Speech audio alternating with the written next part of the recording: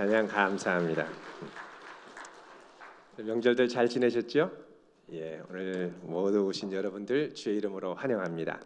오늘 본문 말씀을 중심으로 불타는 인생을 붙드시는 하나님, 불타는 인생을 붙드시는 하나님이라는 제목으로 함께 하나님 말씀을 나누도록 하겠습니다.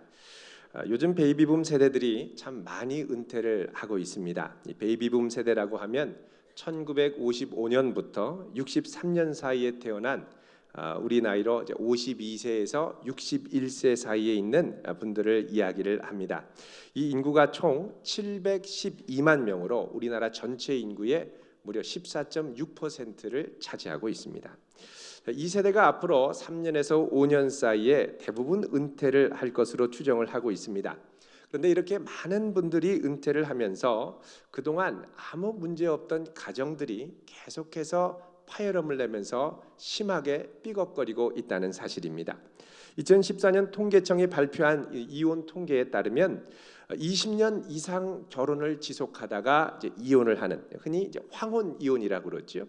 이 황혼 이혼의 비율이 지난 20년 전에 비해서 무려 14배가 아니라 무려 14배나 증가를 하게 되었습니다. 엄청난 증가입니다. 베이비 부머 세대가 은퇴하면서 이제 가정들이 삐걱거리는데 이 관계가 이제 크게 이제 두 가지 영역에서 많이 이제 삐걱거리고 있습니다. 첫 번째는 아내와의 관계가 아주 급격하게 나빠진다는 것입니다. 은퇴 이전까지 남편은 직장에서 열심히 일하고 또 아내는 아이를 키우면서 가정에서 각자의 삶을 꾸려왔습니다. 그런데 은퇴 후에 집에 같이 지내게 되니까 서로가 엄청나게 스트레스를 받더라는 것입니다. 집에서 쉬고 있는데 팍상 늙는 거예요. 그냥 말마다 사사건건마다 갈등투성입니다. 이것을 일본이 우리보다 이제 문화적으로 한 20년 앞섰다고 하니까요. 일본에서는 이미 이런 현상을 정신병리학 사전에 병명으로 정의를 하고 집어넣습니다. 그게 뭐냐? 영어로 Retired Husband Syndrome이라는 것입니다. 은퇴 남편 증후군. 은퇴한 남편 때문에 화병이 나서 죽을 지경이라는 것입니다. 아니 예전에는 아들 초등학교 동창 엄마들 만나서 수다 떨고 뭐 얘기하는 게 뭐 흔히 있었던 일이죠. 이 동창 엄마들 만나서 수다 떨려고 나가는데 남편이 갑자기 집에 계속 앉아 있다가 점심 차려주지 않고 어딜 쏘다니냐면서 막 얘기를 하는 거예요. 순간 욱 하는 것이 치밀어 오릅니다. 이전에는 관심도 없더니만 어느 순간 집에 있으면서 강아지처럼 졸졸졸 따라다니면서 잔소리를 계속하는 거예요. 일본에서 이 은퇴한 이 부부관계 전문가인 이 오가라 유리라고 하는 분이 그분의 책에서 제안하는 은퇴 남편을 위한 10계명이 있습니다. 그 중에 제 1계명이 뭔지 아십니까? 그 1계명이 뭐냐? 남편은 점심만큼은 스스로 차려 먹게 하라. 아멘이신가요? 네, 제가 나중에 저한테 돌 날라올지 모르겠습니다. 더 나아가서 집안에 있는 이 남편들이 가정에서 행복하려면 은퇴 이후에 가사 분담을 7대3으로까지 늘리라고 합니다. 그러니까 남자가 3, 여자가 7이 아니라 남자가 7, 여자가 3이라는 거죠. 아니 혼자 이 밥 차려 먹는 것도 대단한 건데 설거지까지 하는 것도 할까 말까인데 여기에 7대3이면 청소하고 빨래하고 장보고 다 하는 얘기거든요. 가사 분담이 7대3으로 넘어온다 그러면 상당히 어색해하십니다. 또 베이비 부머 세대가 은퇴하면서 아주 급격하게 악화되는 것이 있는데 영역이 있는데 그게 뭐냐? 바로 자녀와의 관계라는 것입니다. 은퇴하고 관계가 아주 나빠지는 거예요. 얼마 전에 한국고용정보원이 발표한 통계 자료에 따르면 2006년 이후에 계속해서 은퇴한 사람들의 삶의 만족도를 추적해서 조사를 했는데 은퇴 후에 가장 악화된 것이 무엇입니까? 라고 물어봤더니 바로 자녀와의 관계라고 대답을 했습니다. 은퇴 이후에 이제 사회적으로 또 심리적으로 이제 많이 위축이 됐죠. 근데 이 위축된 심리가 자녀에게 분노와 잔소리와 서운함으로 자꾸 이제 표출이 되다 보니까 이게 갈등이 돼서 폭발을 하고 그러다가 이제 관계가 어긋나더라는 것입니다. 관계가 어긋나면 바로 회복하면 좋은데 이 심리적으로 위축되다 보니까 관계 회복도 쉽지가 않습니다. 이것은 은퇴한 세대의 아버지의 위기이기도 하다는 것입니다. 정말 누구보다 열심히 몸 아끼지 않고 불사르면서 가족들을 부양을 했는데 그렇게 하고 은퇴했더니 아내와의 관계도 삐걱거리고 자녀와의 관계도 삐걱거리는 것입니다. 왜 이런 예상치 못했던 갈등이 일어나는 것입니까? 그것은 50년대, 60년대 사이에 태어난 이 베이비붐 세대의 남성들이 그동안 살아왔던 몸에 너무나도 익숙하게 배워왔던 삶의 방식 때문에 그렇습니다. 자, 이분들이 20대 후반부터 거의 앞만 보고 30년, 40년을 달려왔습니다. 직장에서는 어떻습니까? 살아남기 위해서 경쟁해야죠, 투쟁해야죠, 막 몰아붙여야죠. 자, 이런 자세들이 몸에 배어 있습니다. 또 직장에서 이 몰아붙이기 위해서 돌진하기 위해서 돌파하기 위해서 이 부하 직원들 막 명령하고 또 지시하고 또 거기에 복종하는 이 상하 관계에 상당히 길들여져 있었습니다. 이렇게 30년, 40년을 익숙한 상태로 살다가 가정에 돌아가서 이런 모습들이 드러나니까 부인과 자녀들이 이 모습에 아연실색하더라는 것입니다. 바뀐 현실을 인식하고 재빨리 이런 태도를 좀 바꾸면 좋은데 이미 30년, 40년 동안 나에게 익숙했던 이런 삶의 자세를 바꾸는 것이 절대 쉽지 않다는 것입니다.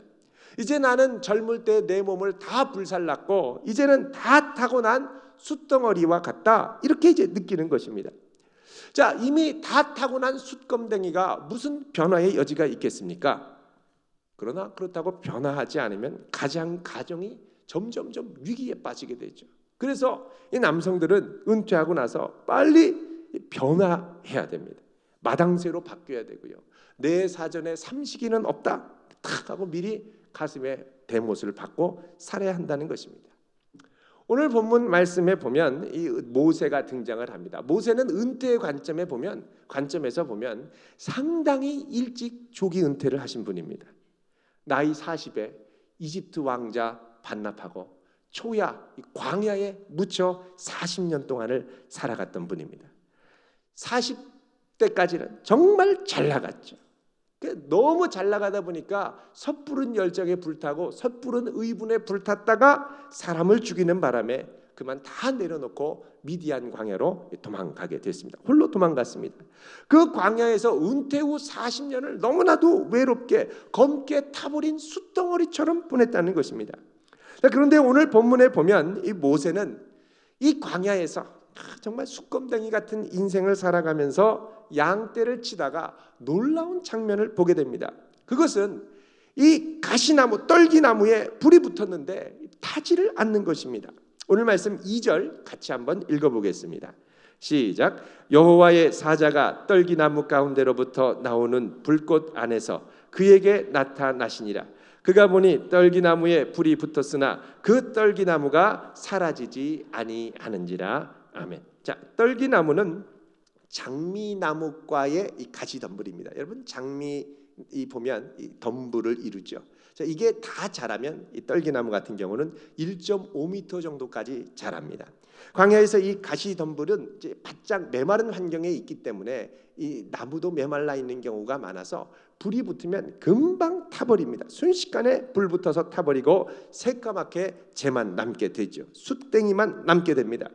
자, 사실 이런 다 타서 숯만 남은 모습, 새까맣게 남은 모습, 이건 사실은 모세가 자기 자신을 바라봤던 자기 인생의 모습이기도 하였습니다. 정말 젊을 때는 멋지게 불붙었지만 이제는 다 타버려서 새카만 재가 되고 내 마음도 새카맣게 타버린 모습, 이게 바로 모세의 모습이라는 것입니다. 그런데 지금 모세 눈앞에 펼쳐진 이 모습은 뭡니까? 기존에 자기가 알고 왔던 상식을 깨는 충격적인 모습입니다. 불이 붙으면서 새까맣게 타서 사라져야 되는데 새까맣게 타지도 않고 사라지지도 않는 거예요. 불만 붙어 있는 겁니다. 자, 이것은 장차 모세가 경험할 하나님의 역사의 모습을 상징적으로 보여줍니다. 하나님의 손에 붙들리면 인생은 불타기는 하는데 타서 없어지지 않더라는 겁니다. 계속해서 남아있다라는 것이죠. 숯검댕이가 되어야 할 인생이 죄로 변하지 않습니다. 왜요? 하나님은 불타는 인생을 붙들어 주시는 하나님이기 때문입니다. 숯검댕이가 되어야 할 인생, 절대 하나님의 손에 붙들리는 한 변하지 않는다는 겁니다. 죄로 변하지 않는다는 거예요. 자, 하나님께서 장차 모세의 인생을 붙들어 주실 것이라는 걸 상징적으로 보여주는 이 떨기나무에 불 붙는 사건, 사실 이 사건 이전에 더 놀라운 하나님의 감추어진 손길이 있습니다. 그게 바로 1절 말씀입니다. 1절 같이 읽습니다. 시작. 모세가 그의 장인 미디안 제사장 이드로의 양떼를 치더니 그 떼를 광야 서쪽에 인도하여 하나님의 산 호렙에 이르매. 자, 모세가 양떼를 치는데 자꾸 서쪽으로 갑니다. 그러면서 자기도 모르는 사이에 어디로 가냐면 하나님의 산 호렙에 도착합니다. 여러분, 이 호렙산은 나중에 이스라엘을 모세가 출애굽해서 인도해서 하나님의 산 시내 산에 도달하게 되죠. 이 시내 산이 바로 호렙산입니다. 이 시내 산에서 모세는 하나님의 임재 가운데 올라가게 되고 산꼭대기에서 하나님께서 구름 가운데 임하시고 불 가운데 임하셔서 그 놀라운 영광의 임재 가운데 들어가게 되죠. 그리고 거기서 십계명을 받고 하나님의 말씀을 받은 다음에 거룩한 성막을 제작하게 됩니다. 이 놀라운 역사가 일어나는 곳이 이 시내산이죠. 그런데 이곳을 장차 하나님의 놀라운 영광을 보고 예배를 드릴 그 장소에 자기도 모르는 사이에 하나님의 감추어진 손길 가운데 인도함을 받고 여기서 장차 일어날 역사를 보는데 그것을 상징적으로 드러내는 사건이 뭐냐? 불타는 인생, 그러나 하나님의 손에 붙들려서 타지 않는 인생, 떨기나무를 통해 보게 되었다는 것입니다. 동시에 이 모습은 지금 현재 하나님께서 붙들고 계시는 이스라엘의 모습이기도 했습니다. 하나님께서 모세의 인생을 붙드시는 것처럼 이스라엘의 인생도 여전히 붙들고 계십니다. 지금 이스라엘 백성들은 애굽왕 바로의 압제와 이 탄압 가운데 탄식하면서 고통을 받고 있죠. 그럼에도 불구하고 이들은 여전히 그들을 붙드시는 하나님의 손길로 말미암아 불같이 극심한 시련 가운데서도 계속해서 생육하고 번성해 나가고 있더라는 것입니다. 이 놀라운 장면 속에 모세가 이게 도대체 뭐냐? 그 의미를 알기 위해 앞으로 나아갑니다. 보기만 해서는 느낌은 오는데 정확하게 모른다는 것이죠. 그럼 어떻게 하느냐? 3절입니다. 같이 읽습니다. 시작. 이에 모세가 이르되 내가 돌이켜 가서 이 큰 광경을 보리라. 떨기나무가 어찌하여 타지 아니하는고 하니 그때에 자 모세가 돌이켜서 이게 뭐냐? 어떻게 불에 타는데 타지 않느냐? 있을 수 없는 일이다. 그리고서 가는 거예요. 근데 그 가는 한가운데서 뭐가 들리냐? 바로 하나님의 음성이 들리더라는 것입니다. 아무리 놀라운 장면이라 하더라도 그 가운데 하나님의 음성이 있지 않으면, 하나님의 말씀이 있지 않으면 이것은 정확하게 해석될 수 없다는 것입니다. 4절 말씀 읽겠습니다. 시작. 여호와께서 그가 보려고 돌이켜 오는 것을 보신지라 하나님이 떨기나무 가운데서 그를 불러 이르시되 모세야 모세야 하시매 그가 이르되 내가 여기 있나이다. 아멘. 자, 하나님께서 모세를 2번이나 부르십니다. 모세야 모세야. 한 번만 부른 게 아니라 2번이나 부르시죠. 이것은 부르심의 확실성을 더하기 위해서 반복적으로 부르시는 겁니다. 자, 이렇게 2번이나 부르시는 건 이제부터 하나님께서 숫덩어리 같은 모세의 인생을 다시 붙들려고 하시기 때문에 그렇습니다. 우리 인생을 보면 각자 저마다 나름대로 무엇인가에 불붙어 사는 분들이 참 많습니다. 어떤 분은 열심히 일해서 승진하는 것에 불붙어 계신 분이 계시고요. 어떤 분은 목표한 금액, 돈을 버는 것에 불붙어 사는 분들이 계시고요.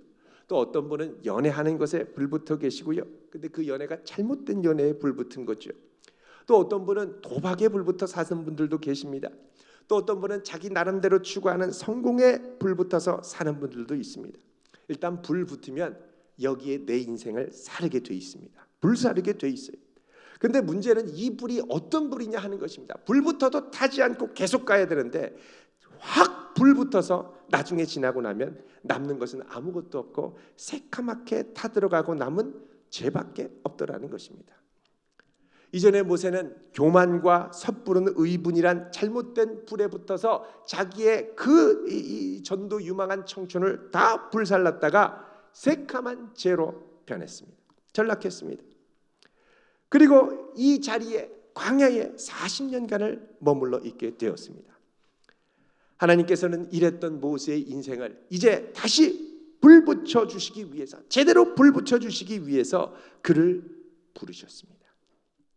우리의 인생은 하나님이 붙이시는 불에 타야 온전히 제대로 끝까지 갈 수가 있습니다.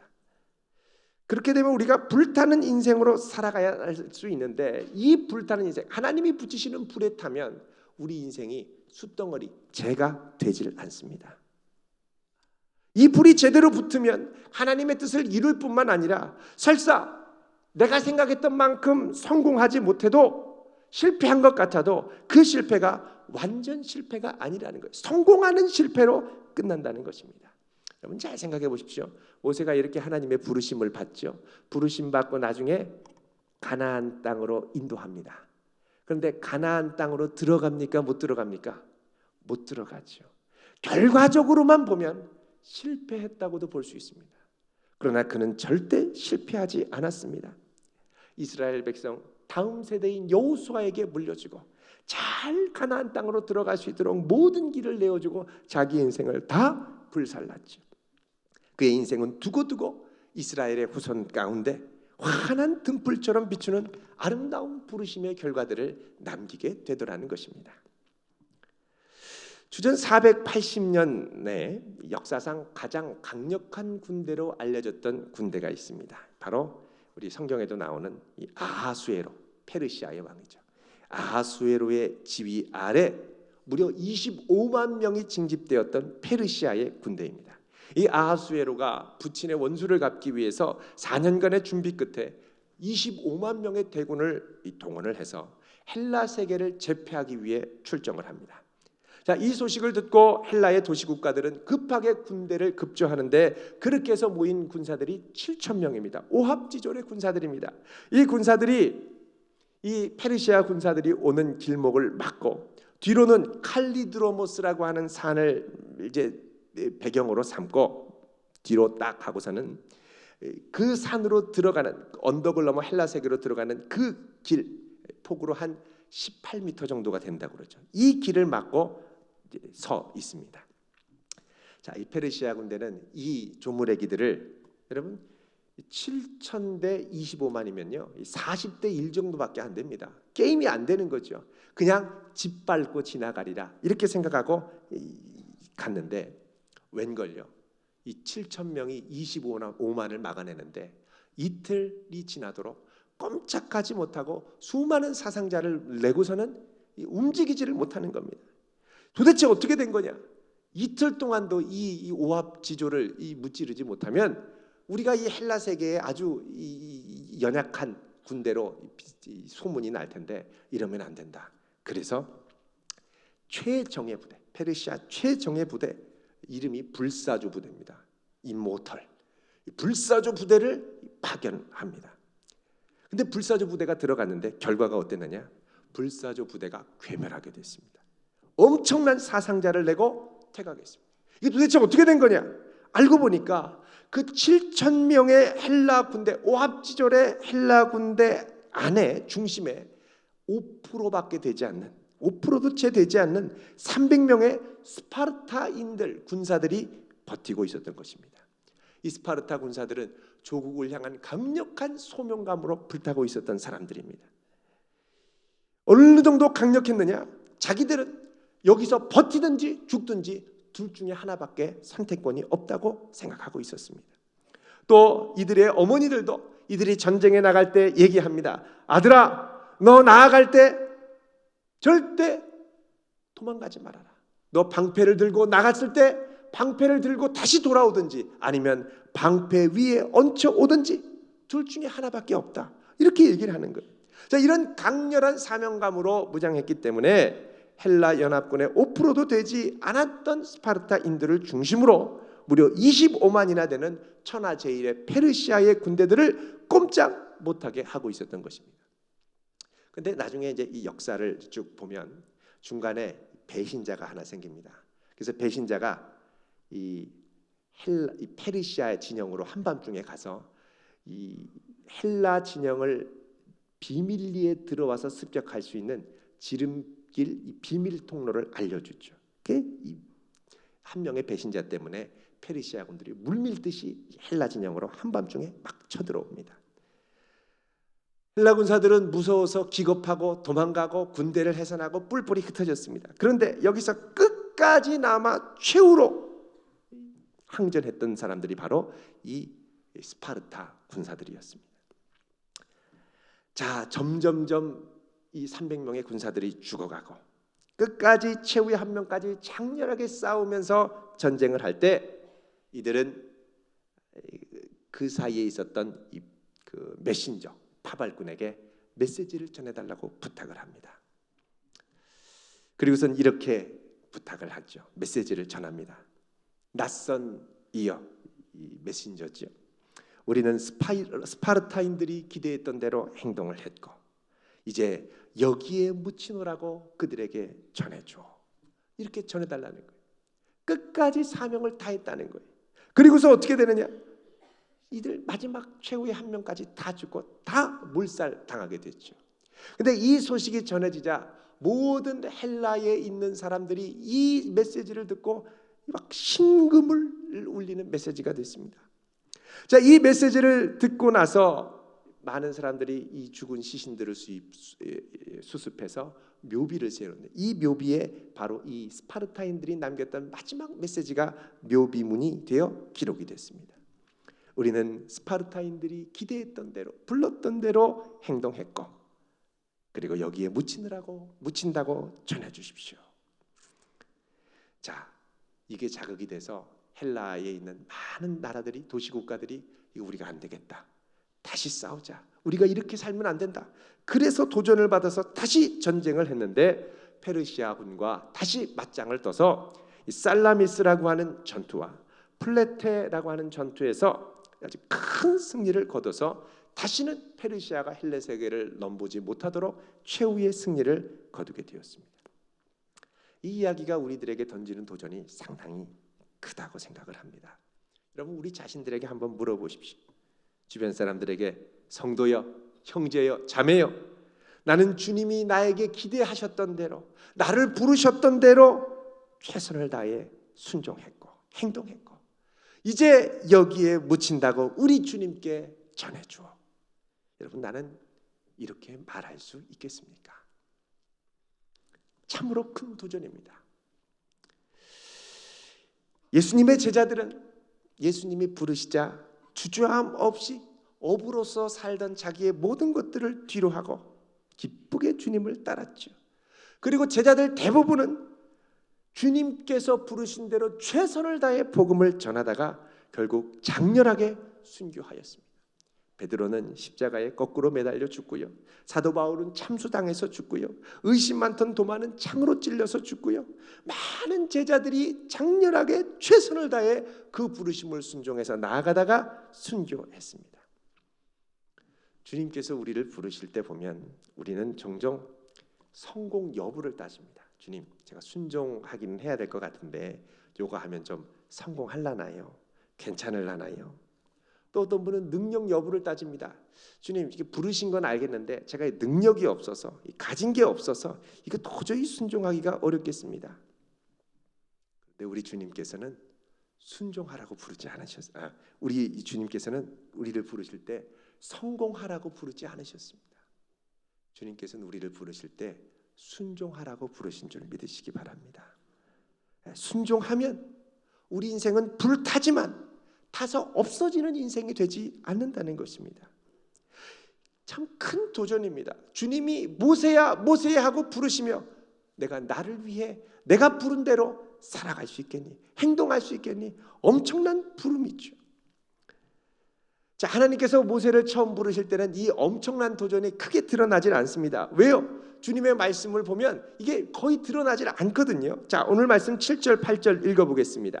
시작. 여호와께서 이르시되 내가 애굽에 있는 내 백성의 고통을 분명히 보고 그들이 그들의 감독자로 말미암아 부르짖음을 듣고 그 근심을 알고 내가 내려가서 그들을 애굽인의 손에서 건져내고 그들을 그 땅에서 인도하여 아름답고 광대한 땅 젖과 꿀이 흐르는 땅 곧 가나안 족속, 헷 족속, 아모리 족속, 브리스 족속, 히위 족속, 여부스 족속의 지방에 데려가려 하노라. 아멘. 자, 여기 나오는 여러 족속들은 나중에 이스라엘이 들어갈 가나안 땅에 흩어져 살던 여러 민족들, 족속들의 이름을 말합니다. 특별히 여부스 족속 같은 경우는 예루살렘의 옛 이름이 여부스였죠. 예루살렘에 살던 족속이었습니다. 어쨌든 하나님께서 모세에게 말씀하십니다. 모세야, 내가 애굽에 있는 내 백성들의 고통을 분명히 보았고 들었고 근심을 알고 그 다음에 뭐라고 그러십니까? 8절에 이제 내가 내려가서 건져내겠고 인도하여 내겠고 아름다운 젖과 꿀이 흐르는 가나안 땅에 데려가려 하노라 말씀하십니다. 이게 장차 하나님이 하실 일에 대한 말씀입니다. 이 말씀을 보면 이제 하나님께서 친히 내려오셔서 직접 역사하시겠다는 말씀으로 들립니다. 그럼 하나님께서 직접 하시면 되죠. 그런데 이 말이 무슨 말이냐? 하나님이 직접 하겠다는 말이 아니라 하나님이 직접 한 사람을 불러서 그 부른 사람을 보내어 하나님의 일을 하게 하겠다는 것입니다. 다른 말로 하면 내가 앞으로 직접 내려가서 구원하고 인도하여 낼 텐데 이걸 누구를 통해 하느냐? 모세 너를 통해 하겠다는 겁니다. 자, 9절 10절 읽어보겠습니다. 시작. 이제 가라. 이스라엘 자손의 부르짖음이 내게 달하고 애굽 사람이 그들을 괴롭히는 학대도 내가 보았으니 이제 내가 너를 바로에게 보내어 너에게 내 백성 이스라엘 자손을 애굽에서 인도하여 내게 하리라. 아멘. 하나님께서 말씀하십니다. 자, 이제 가라. 아니 여러분 7절에 보면 하나님께서 뭐라고 그랬습니까? 8절에 내가 내려가겠다. 8절에 그렇게 말씀하시죠. 그런데 9절에서 뭐라고 그러십니까? 이제 가라. 하나님 가신다고 했으면 하나님 가시면 되는데 이제 어떻게 해요? 모세 보고 가라는 거예요. 그러면서 내가 가서 구원하겠다고 이제 말씀하셨는데 10절에 보면 이제 내가 너를 누구에게 보냅니까? 바로에게 보내요. 너에게 내 백성 이스라엘 자손을 애굽에서 인도하여 내게 하겠다. 아니 하나님이 직접 가시면 되는데 모세 보고 가라 그러고 모세를 통해서 구원하겠다고 하시는 거예요. 더구나 지금 이 하나님이 하시는 말씀은 모세의 가슴을 답답하게 했습니다. 왜요? 바로를 만나라고 하시거든요. 여러분 바로 모세가 40년 전에 살인자로 바로가 찾는다는 말을 듣고 도망갔는데 다시 만난다 그러면 얼마나 부담되겠습니까? 그런데 하나님이 가라는 거예요. 여기에 하나님의 기이한 역사하심이 드러납니다. 하나님께서 직접 하시겠다고 말씀하셨음에도 불구하고 그 하나님의 역사, 하나님의 현존과 임재는 사명을 받은 사람, 소명을 받은 그 사람을 통해 하나님께서 역사하시겠다는 것입니다. 이 역사가 드러나려면 어떻게 되느냐? 사명받고 소명받은 우리가 구체적으로 그 말씀에 순종할 때 하나님의 현존과 역사가 나타난다는 것입니다. 자, 나중에 이스라엘 백성들이 가나안 땅에 들어갔을 때 여호수아와 함께 했던 갈렙 85세의 나이에 아주 강력한 가나안 민족들이 살던 헤브론 땅을 달라고 합니다. 그러면서 하는 말이 뭐냐? 하나님께서 우리에게 약속하셨으니 이 산지를 내게 주십시오. 하나님이 이미 줬다고 말씀하셨거든요. 그런데 그 산지를 지금 받은 건 아닙니다. 언제 받게 됩니까? 내가 지금 결단하고 순종하고 하나님이 함께 하시는 손길을 내 삶 가운데 순종으로 끌어들일 때 바로 그때 하나님의 역사가 나타난다는 것입니다. 그래서 하나님의 임재와 능력이 나타나는 건 항상 공중에서 갑자기 나타나는 게 아니라 사명자를 통해서 나타난다는 겁니다. 불타는 인생을 붙드시는 하나님의 손에 붙들린 그 사람의 순종을 통해 드러난다는 것입니다. 여러분, 하나님께서 그분의 놀라운 기적과 역사를 내 삶 가운데 드러내기를 원하시죠? 그러면 하나님께서 먼저 나를 부르셔서 그 말씀에 순종하라고 부르십니다. 내가 순종하지 않으면 하나님의 역사가 나타나지 않는 거예요. 나 때문에 막혀 있는 거예요. 내가 결단하고 순종할 때 그분의 역사하심과 손길이 친히 드러나게 된다는 것입니다.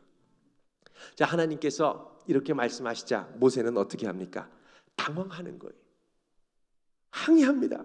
11절 읽습니다. 시작. 모세가 하나님께 아뢰되 내가 누구이기에 바로에게 가며 이스라엘 자손을 애굽에서 인도하여 내리이까? 자, 내가 누구이기에? 나는 아무것도 아닙니다. 영어로 nobody라고 그러죠. I am nobody. 나는 아무 별 볼 일 없는 사람입니다. 시커멓게 타다가 남은 숯덩어리, 타다가 식은 숯덩어리에 불과합니다. 저는 자격도 없고 할 수도 없습니다. 모세는 자기 정체성에 대한 확신도 없었고요, 자기 능력에 대한 확신도 없었습니다. 그러자 하나님이 뭐라 그러십니까? 12절 말씀입니다. 시작. 하나님이 이르시되 내가 반드시 너와 함께 있으리라. 내가 그 백성을 애굽에서 인도하여 낸 후에 너희가 이 산에서 하나님을 섬기리니 이것이 내가 너를 보낸 증거니라. 아멘. 하나님이 이 말씀이 의미하는 것이 무엇입니까? 내가 누구인가는 그렇게 중요하지 않다라는 겁니다. 내가 얼마나 능력이 있고 내가 얼마나 자격이 있고 내가 얼마나 준비되어 있는가는 그렇게 중요하지 않다라는 거예요. 그럼 중요한 건 뭐냐? 내가 누구와 함께 하느냐가 중요하다는 것입니다. 하나님께서 모세와 함께 하시는 것이 중요하지, 모세가 얼마나 능력이 있고 자격이 있는가는 두 번째, 세 번째 문제라는 것입니다. 우리가 하나님의 부르심 앞에 그분께서 나를 통해 이루시려고 하는 놀라운 역사 앞에서 중요한 것이 있습니다. 그거는 내가 누구냐가 아니라 과연 온 세상을 다스리시고 통치하시는 전능하신 하나님이 과연 나와 함께 하실 것인가, 이것이 중요하다는 것입니다. 부르심은 가능성을 보고 순종하는 것이 아닙니다. 부르심은 자격을 따지고 순종하는 것이 아닙니다. 부르심은 무모해 보이고 말이 안 돼 보여도 나를 부르신 그분이 부르셨기 때문에 지금 이 자리에서 순종하는 것입니다. 여러분, 한번 나를 돌아보십시오. 나는 정말 하나님의 손에 붙잡혀 살아가고 있습니까? 그분이 나를 부르시는 분명한 부르심이 있습니까? 내 가정에서, 내 직장에서 나를 부르시는 그분의 부르심이 느껴집니까? 여러분, 그렇다면 그 음성에 사로잡힐 수 있기를 축원드립니다.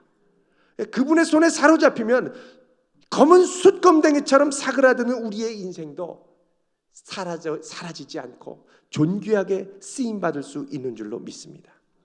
여러분, 하나님께서 직접 오셔서 개입해 주시기를 원하시죠? 역사해 주시기를 원하시죠? 함께 해 주시기를 원하시죠? 그러면 하나님께서 그 역사를 일으키시기 전에 그 역사를 드러낼 대리자, 사명자, 그분의 부르심에 순종할 수 있는 사람을 먼저 일으켜 세우시는 줄로 믿으시기를 바랍니다. 그게 누구냐? 바로 나라는 거예요. 나를 부르시는 거예요. 모세는 혼자 힘으로 하려다가 실패해서 40년 동안 망연자실해서 완전 포기하고 있었죠. 근데 하나님께서 내가 너를 통해 드러낼 테니 이제는 가라는 거예요. 네 힘으로 하는 게 아니라 내 힘으로 하는 거니까 이제 가라는 거예요. 나를 부르신 그분이 있기 때문에 이곳에 함께 하시는 그분을 보며 순종할 수 있기를 바랍니다. 예수님의 제자들처럼 우리도 후에 이렇게 고백할 날이 오면 좋겠습니다. 형제여, 자매여, 나는 주님이 나를 부르시고 기대하셨던 대로 순종했고 이제 그분의 역사와 능력을 드러냈고 이제 여기에 묻히겠노라 우리 주님께 전해주시오. 이 고백이 우리 모두의 고백이 될 수 있기를 주님의 이름으로 축원드립니다. 기도하겠습니다. 거룩하신 하나님,